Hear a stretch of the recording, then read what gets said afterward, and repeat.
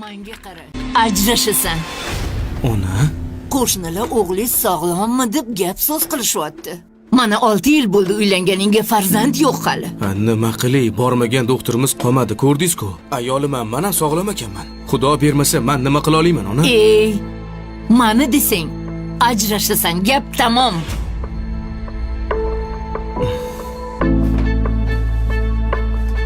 Adasi to'xting. Boshlagan ishimizni oxirigacha yetkazib qo'yaylik. Endi buni foydasi yo'q. Men bir qarorga keldim. Bugun ham borib, To'xting. Hammasini bilaman. Eshitdim. Iltimos, men uchun. Oling.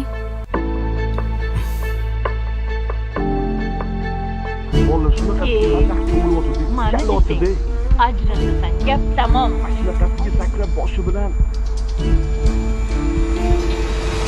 Hey.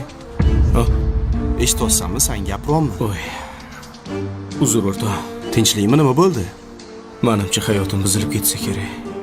Bormagan doktorim, taqillatmagan eshigim qolmadi. 6 yildan bir befarzandman. Menimcha sen boshqa ishingni taqillatyapsan. Nima? O'zing o'ylab ko'r. Bir bola xato qildi. Ertasi kuni hech narsa bo'lmaganda ota-onasidan yana shirinlik olib berishni so'radi. Nima bo'ladi? Bola xatosini tushunib yetmaguncha unga shirinlik olib bermaydi. Yaxshilab o'ylab ko'r o'rtoq. Hammasi yaxshi bo'ladi.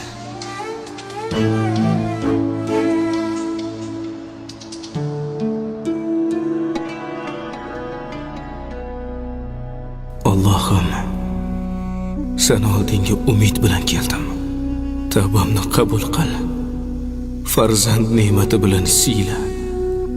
O'tinib so'rayman.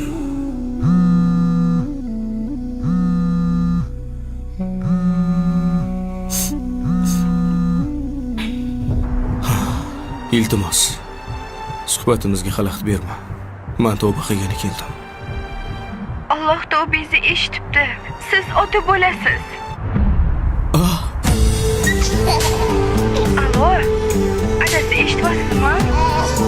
Alo.